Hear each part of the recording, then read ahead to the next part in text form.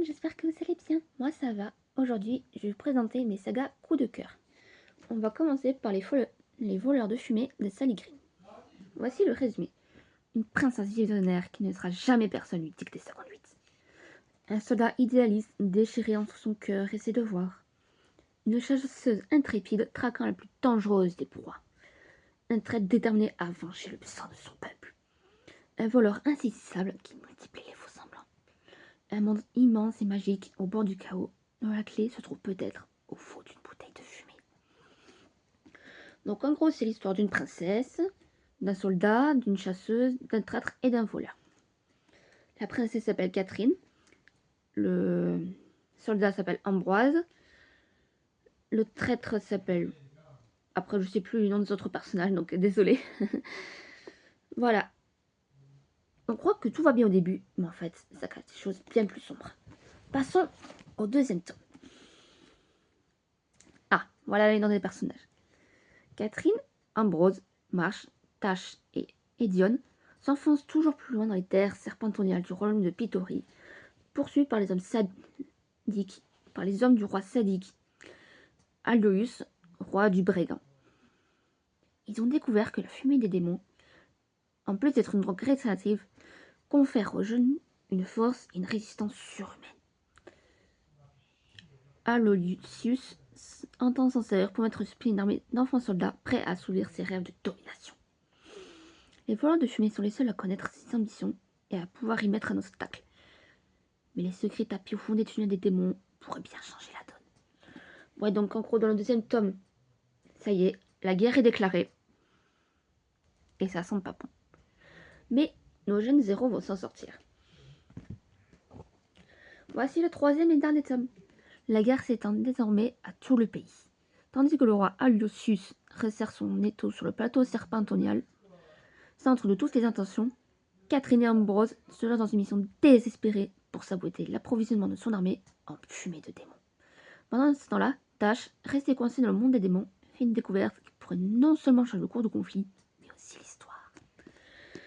Donc en gros là, on va savoir qui Catherine va choisir, Ambrose ou alors le prince qu'elle doit épouser. Voilà, donc je recommande cette saga et je donnerai une note de 5 étoiles sur 5. Et maintenant, la saga qui a marqué mon adolescence. Ma saga coup de cœur, ma saga fétiche. La trilogie des gemmes. Alors, le premier c'est Rouge Rubis. Gwendoline est une adolescente comme les autres. Même s'il lui arrive de voir des fantômes dans les cours de son lycée, et même certains membres de sa famille peuvent voyager dans le temps. C'est bien connu, aucune famille n'est parfaite.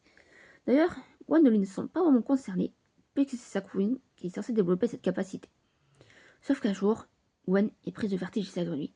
Quand elle revient à elle, tout lui semble bizarrement vieux. Aurait-elle débarqué dans un autre siècle? Alors, donc en gros, on suit l'histoire de Gwendoline, une jeune anglaise, qui peut voyager dans le temps. Plus précisément dans le passé. Oui, parce que c'est un peu compliqué, le futur n'a pas encore lieu, enfin c'est compliqué. Voilà, donc elle va devoir s'associer à Gideon, un autre voyageur du temps, qui a 2 ans de plus qu'elle, je crois. Oui, c'est ça. Gwendoline a 16 ans et lui, il en a 18. Donc, voilà, ils peuvent voyager dans le passé grâce à une mystérieuse machine, le chronographe. Voilà pour le premier tome. Le deuxième. Longtemps, Gwendoline a pensé être une adolescente comme les autres, jusqu'au jour où la réalité l'a rattrapée. Non, elle n'est pas comme tout le monde. Elle appartient aux veilleurs du temps. Elle doit voyager à travers les âges, fermer un cercle auquel elle ne comprend rien. Partir à la recherche d'autres veilleurs dans le passé et affronter un conte du XVIIe siècle. Non, du XVIIIe siècle, prétendument immortel. Et puis quoi encore? Gwendoline, elle ne souhaite qu'une chose, que son beau Gideon l'embrasse pour de bon. Est-ce trop demandé? Donc on continue les aventures de Gideon et Gwendoline.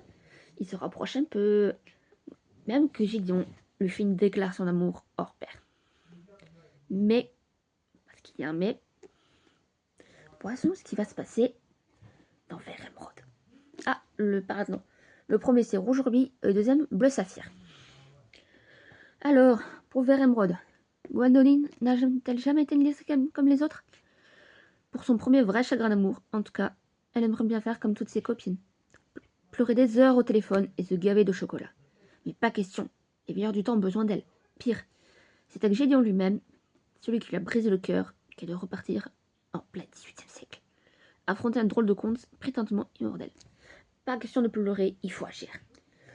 Donc, en gros, Gédéon a brisé le cœur de Gwendoline parce que le comte, oui, le comte un peu bizarre là, lui a dit que Gédéon a réussi sa mission,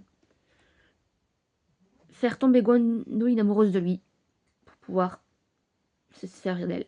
Ouais, voilà, en gros, il s'est servi d'elle.